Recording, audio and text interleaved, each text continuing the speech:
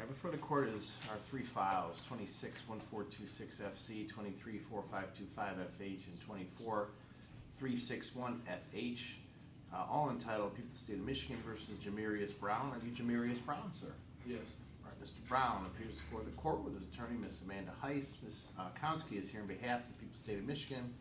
Date and time scheduled for sentencing in the 26th file, as well as some probation violation matters in the 23 and 24 files.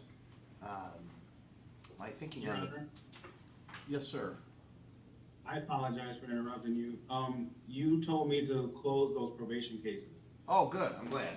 I thought so, but I just said administrative discharge about improvement, so I thought so, Agent Hooper. But I was actually just about to say, well, I thought we just administrative discharged. So, all right. So we're only here on the 26th case. So, Ms. Konsky, any additions or corrections to the report? No additions or corrections, Your Honor. Okay. And Ms. Heiss, any additions or corrections to the report? No, Your Honor. All right. Mr. Brown, have you had an opportunity to review the pre-sentence report and the attached guidelines? Yes. Any additions or corrections you have? No. All right. Any allocution? Do we have any representative wishes to address the court, Ms. We Konsky? do, Your Honor. The victim's father, John Trotter, would like to speak to the court. Okay. All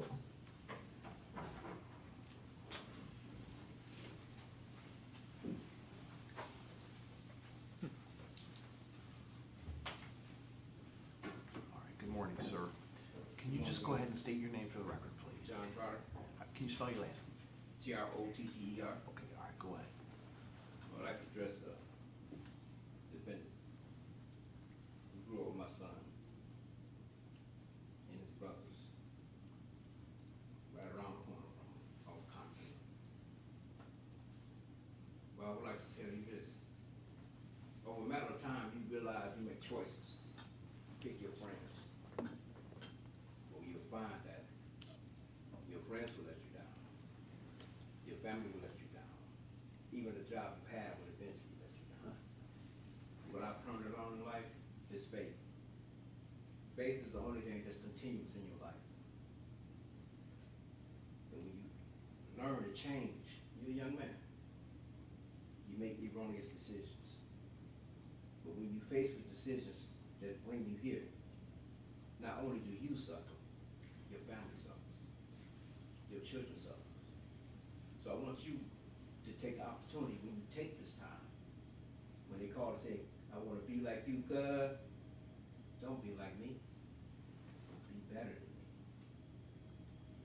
See, I don't know what caused you, provoked you to change. I'll never be able to understand that. But what I do know, revenge is granted. That's what Allah subhanahu wa ta'ala says in the Quran. It's ours. But if we wait for him to be the judge, it's even sweeter. So I encourage you to take this moment and reflect about the phone calls that's getting short, the friends that's not there, the commissary that's gonna stop coming, the children that's gonna be growing up without you. Tell them, don't make that choice. If for you, you enter into a world, you think you're a man. I did 15 years from a fight. I taught my son how to fight. He went to Golden Gloves, silver gloves, but choices in the street. Can't comprehend. But I advise you, as a young man, take this time today. Reflect on all the wrongs that you've done. Apologize to the one you see, because they ain't guaranteed to be here tomorrow. When you wake up, you thank God for another day. But when you challenge for something, don't be so hasty. Don't be a puppet for somebody else, because the puppets ain't gonna be there. They're not gonna bind you out. They're not gonna bail you out, and they're not gonna do time with you. But find something within you to be a better person. I can't be angry at you because you're young. And we act out of haste. Though you may not have pulled the trigger, you still, like gumbo, put it in the pot. But I encourage you, take this time and repent to yourself. change that you can help somebody else. Because they're going to call and say, I want to be like you. No, don't be like you. Be better than me. I encourage you to be a better person. Look out for the next man. Because your family, friends, and cousins, they're going to call you. How you doing, cuz? I'm awake. I'm alive. That's something I can't say for my son, Khalid. You know, you knew, y'all went to Genie, y'all played football. I couldn't understand it. But it's not for me to understand, but I can only encourage you to be a better person than you was yesterday from this time today. Take this sentence as a time to reflect, get an education, finish the degree, become a man, make the right decision. You might be 40, 45, if you make it that far. Take for granted, grandma might be gone, auntie might be gone, cousins might be gone, if you got children, they might be gone. You're not going on this journey alone, but go in it as a man that's willing to change, and that's all I want to say. Thank you, John. Thank you. Ms. Konsky? Just briefly, Your Honor, you know, it's pretty humbling that the level of forgiveness and kindness that the victim's family has shown toward the defendant today and on other days. And in talking negotiations, you know, we took into consideration the age of this defendant and the fact that he did not shoot, he was a driver. However, we feel as if that is his break, that he got a manslaughter and a felony firearm, not a murder, and not a gang membership felony. He didn't have to do anything in exchange for this very generous offer. Because of the family's position on this and because of the other factors with regard to the defendant. And I'll tell you honestly, Judge, he had a very supportive family, and I was very moved by his family, the defendant's family in this case. And for all those reasons, we reached this agreement with the defendant and his attorney. However, his guidelines are 50 to 100. It's our position that he should receive the maximum. He should go away for 8+2, that's 10 years at the most, not counting whatever time he's got in. They're recommending, I believe, 6.5. The bottom is 4, I think, and a half. You know, Judge, this is someone who, his co-defendants, would not been able to shoot the vehicle that they shot. You know the circumstances here, Judge. This isn't just like just a regular drive-by. This is, they're in broad daylight, about noon, on a highway with all other cars around, and he strategically drives, according to the witnesses, to allow these two shooters to get beside this victim and shoot and kill him. He then gets him away from the scene, and then he flees for a year. You know, and I will tell you, Judge, his co-defendants, as the court knows, one has been sentenced to 28+2, and the other is coming up, and his guidelines look to me more like 20+2. They did not get the breaks that he got because of the factors that I've told you about. But, you know, someone is dead, and as forgiving as people can be, this defendant, I think the words that Mr. Trotter used were, you know, be a man and learn from this. Judge, in looking at the letters I received this morning from the defendant himself, and I think the court has a handwritten copy of that, as well as family members, he hasn't learned a thing. He was on probation for a gun and was only on for a few months before he picked up this murder. In reading his letter, I was hopeful, very hopeful, that I wouldn't have to stand up and say the things I'm saying, because I thought he's going to admit what he did. He's going to ask the family for forgiveness. He's going to say something to the family. He hasn't done any of that. It's all the detectives and the prosecutor and the system, and because of, you know, because of race and all this other stuff. Where is the acknowledgement or the reflection or the acceptance of what he's done? That's the first step toward change. And I've seen none with this defendant the entire process. So for those reasons, Judge, I'm asking for the sentence higher than the guidelines that was recommended. Thank you. All right, thank you. Ms. Heiss? Thank you, Your Honor. First, I want to acknowledge Mr. Trotter. I think that was probably one of the most constructive victim impact statements that I've heard. And it actually touched on some of the things that I've had conversations with Mr. Brown about and that I was going to touch on today. This is kind of a, I guess, careful line to dance between acknowledging what his role was in this and also not shifting any blame. We're not here to minimize what happened. We're not here to shift blame. This was a life-altering event that occurred. The harm was real. is permanent, for both the victim and for the family of the defendant. I think that's something that gets left out very often, is that we don't always think about how our actions affect our own family. Even if they're not the direct victim of something, they are negatively impacted as well. My client, Mr. Brown, accepts full accountability of his actions, which is actually noted in the letter that he wrote to the court. He says, "I take full accountability of every mistake I've ever made." While he was not the shooter, as was already noted, his role was part of a chain of events that led to this death, and he understands that. He understands accountability is not selective, and he does not ask the court to treat it that way. But we are asking that the court carefully consider the nature of his role, the circumstances around it, and the person that is here today. This is somebody who did not pull the trigger. He was not the leader of this whole event. He was still is a young man who made a profoundly bad decision, in part, as Mr. Trotter even alluded to, regarding the people that he surrounded himself with. I think it's very easy to look at things and say, oh, I've known this person my whole life, I've grown up with them, and not evaluate whether they're still somebody that you should be hanging around with, and the choices that they are making. Well, he was charged, and it was later dismissed with the gang affiliation. He is not himself a member of a gang, but he was, again, obviously hanging out with people who associated with that. You know, I think hanging out with those people, again, people that you grew up with, it creates this false sense of trust and safety. And in hindsight, obviously, that was not a good choice that he made. His trust was dangerously misplaced. And I think this case really points out a truth that a lot of people, again, ignored. You need to constantly evaluate whether you should be around this person or whether you should not, and not just think, okay, there's a history here, I'm going to continue on this path. Who we surround ourselves with matters, and again, sometimes that is only clear once it's too late.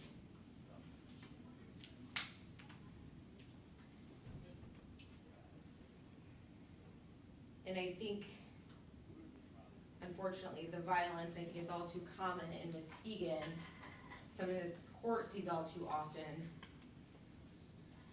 is growing in environments where bad decisions are made, negative influences, and peer pressure come together. Mr. Brown, unfortunately, did not escape that. He can't undo it. He can, however, use his time now, constructively, the time that he's gonna do to better himself. I have had conversations with him regarding that. I know his family has as well, and obviously hearing that again from Mr. Trotter, hopefully reinforces that, to not just look at this as time that's gonna be completely wasted, but how do I better myself so that way when I do get out, I'm setting myself up in a better position, to, whether that's make amends or try to make the community a better place, he's at least moving forward instead of jumping back into violence.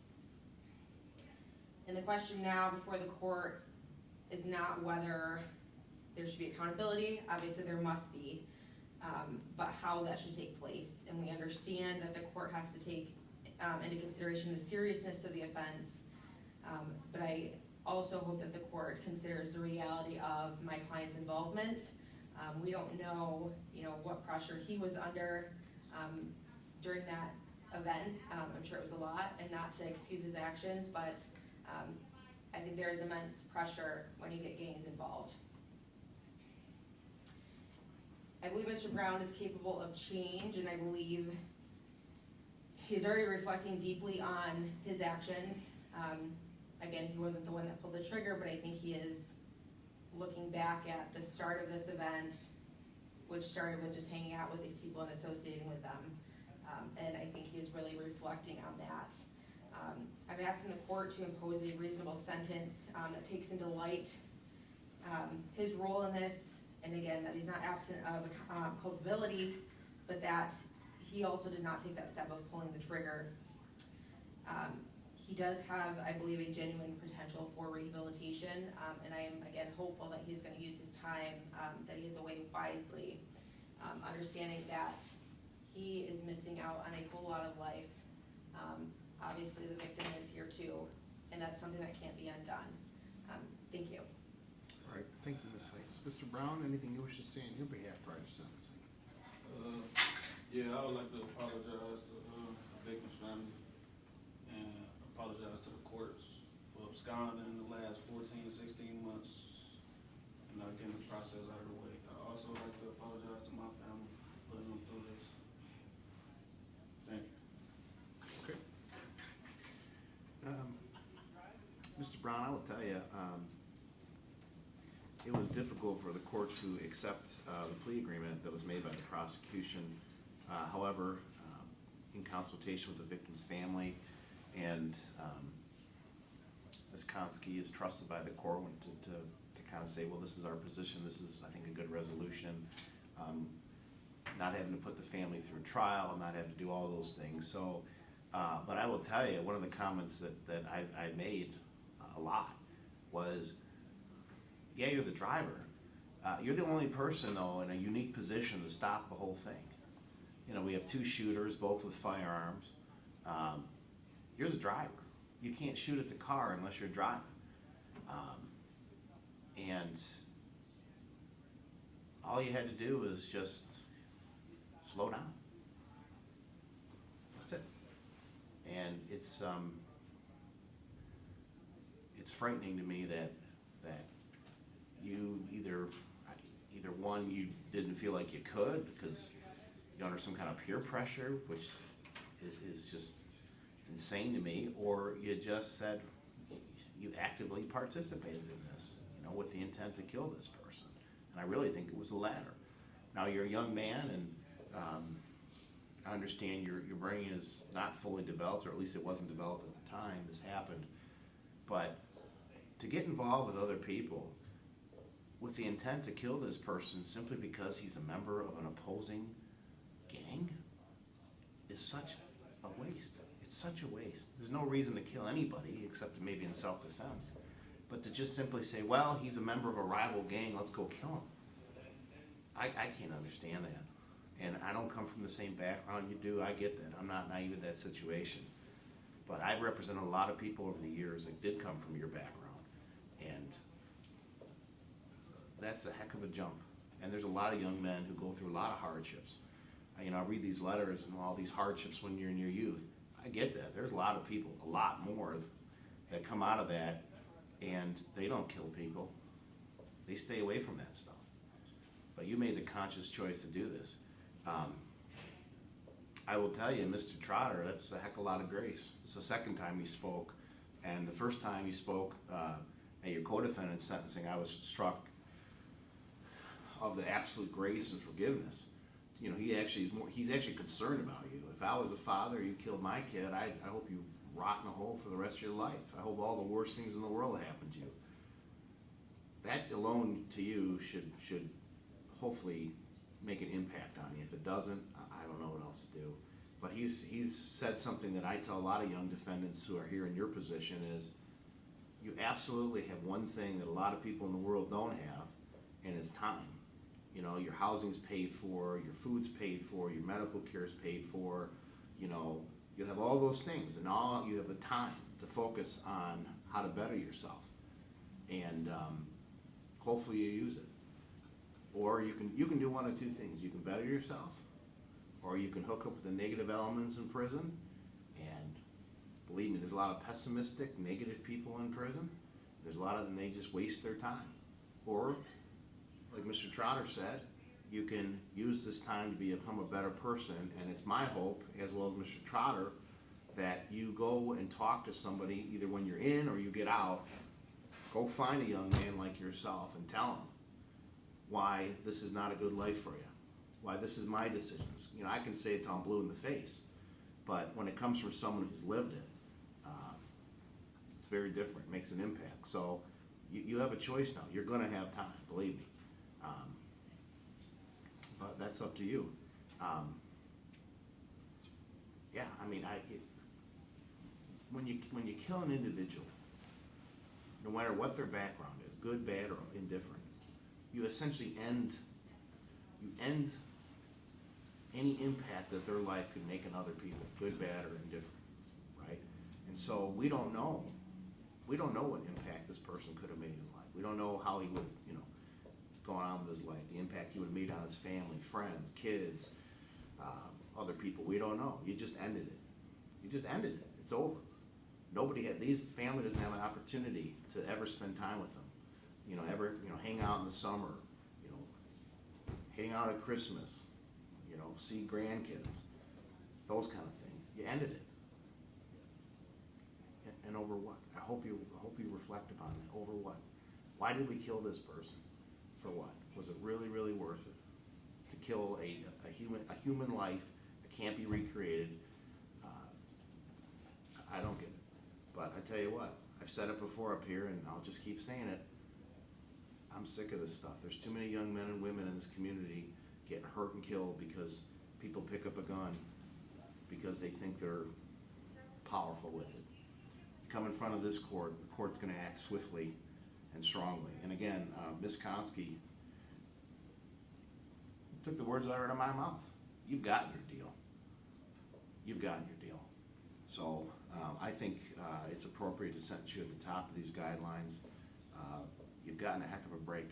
You're lucky you're not going for 20 or 30 for first-degree premeditated murder, because everything I see, it fits the elements of it.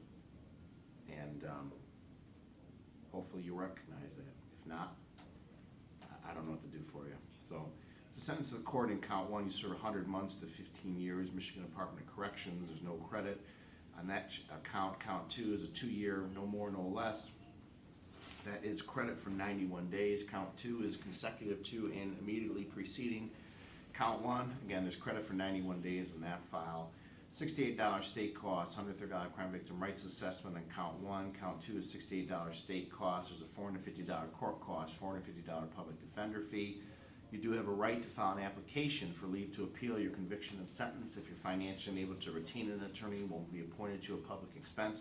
Request for the assistance of a lawyer must be made within 42 days from today's date. My bailiff has handed you a form that you must complete and return to the court in that 42 days if you wish to request the appointment of an attorney on appeal. We're adjourned. Thank you, Your Honor. Thank you. Okay. I think, Colin, if the court will.